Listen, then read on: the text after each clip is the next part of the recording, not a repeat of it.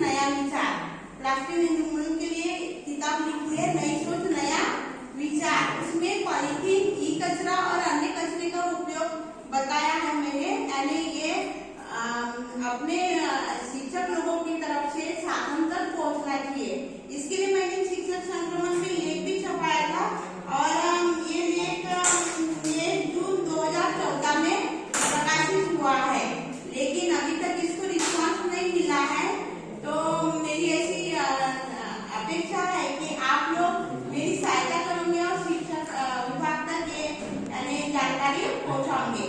जैसे पॉलीथीन जो है वह अभी सभी की समस्या बन गई है। सरकार ने पॉलीथीन निर्मूलन के लिए बहुत अधिक उपयोग किया है, बहुत अनेक नियम भी लागू किए हैं, लेकिन सरकार के नियम जो है वो लागू नहीं हो रहे हैं, यानी उनका रिस्पॉन्स नहीं मिल रहा है।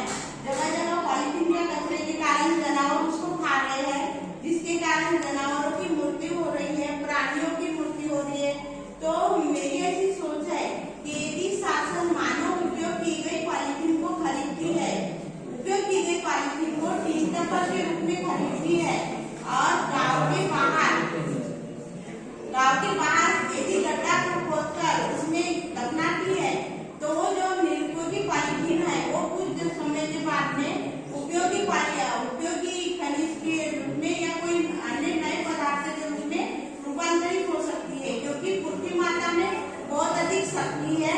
और ये शक्ति आप लोगों को सभी को मालूम है कि कहीं खनिज निर्माण होता है, तो कहीं लोहा, तो कोई पीतल, तो कोई चांदी। तो पॉलीथीन जो है वह निर्मूलन नहीं होता ऐसा बोलते हैं, लेकिन हजारों वर्ष के बाद में उसका टाइम में रूपांतर होगा ये अपन बता नहीं सकते हैं, क्योंकि अपनी अवधि कितनी है 100 वर्ष की है ना।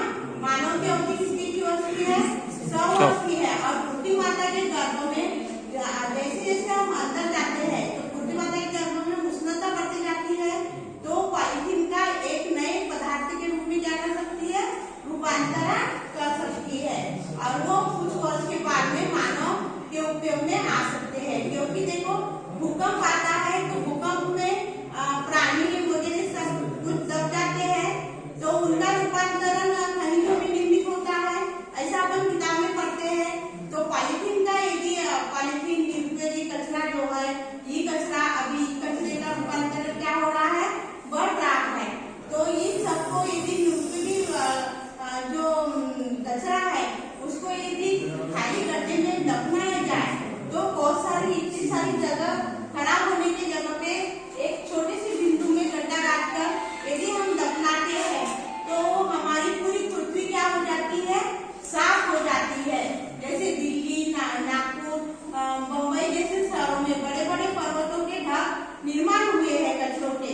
तो इसके लिए बहुत अधिक सरकार प्रयत्न कर रही है, लेकिन मेरी सोच के अनुसार यदि शासन ऐसा करती है कि उन पर्वतों को पृथ्वी के नीचे में दफना देती है, तो कुछ ही समय में पूरी पृथ्वी क्या हो जाएगी, स्वच्छ हो जाएगी, और मानव को वही निरुपयोगी कचरा का कुछ वर्ष के पश्चात उपयोग होते जाएगा। तो ये मेरी सोच है। तो मैंने ये लेख जो है उसकी जेरॉक्स निकाली हो, तो ये जेरॉक्स की पीडीएफ बना दी है सर ने, तो वो पीडीएफ मैं भेज रही हूँ, आप जरूर पढ़ना और शासन तक मेरे विचार पहुँचना चाहिए, ऐसी आप मेरे को